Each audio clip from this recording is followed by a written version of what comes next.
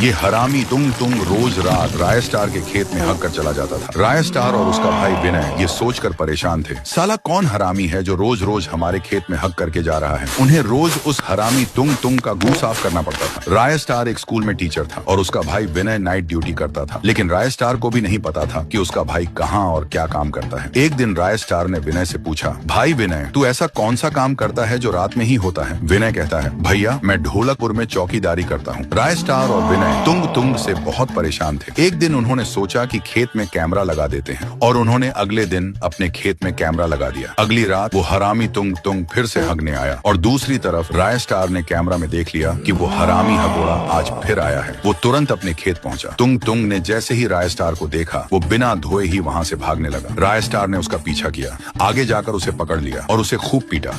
बता तू रोज मेरे खेत में ही क्यों हगता है? तुझे और कोई जगह नहीं मिलती क्या? तभी तुंग तुंग ने रोते हुए बोला, क्या बताऊं राय स्टार भाई, मेरे घर में संडास नहीं है और अगर मैं किसी और के खेत में जाता तो वो मुझे मार मार के भगा देते थे। आपका घर खेत से बहुत दूर है, इसलिए मैंने सोचा अब आपके खेत में ही हग लिया करूंगा, लेकिन अब आपको भी पता चल गया। तुंग तुंग की बातें सुनकर राय स्टार की आंखों में आंसू आ गए। तुंग तुंग इतना बोल ही रहा था कि वो अचानक बेहोश होकर गिर पड़ा। राय स्टार तुरंत उसे हॉस्पिटल ले गया। वहाँ उसने डॉक्टर से पूछा, क्या हुआ डॉक्टर साहब? वो तुंग तुंग ठीक तो है ना? डॉक्टर बोला, हाँ भाई, खुशी की बात है, तुंग तुंग को लड़का हुआ है। डॉक्टर की बात सुनकर राय स्टार चौंक गया। क्या एक लड़के को बच्चा कैसे हो सकता है? डॉक्टर बोला, नहीं तुंग तुंग ना तो लड़का है और ना ही लड़की। राय स्टार फिर चौंक गया। तभी राय स्टार तुंग तुंग के कमरे में पहुंचा और उसके बच्चे को गौर से देखने लगा। उसके बच्चे को देखते ही राय स्टार सन्न रह गया। अब समझ आया कि वो नाइट शिफ्ट ही क्यों करता था और ये कहते ही राय स्टार बेहोश हो गया।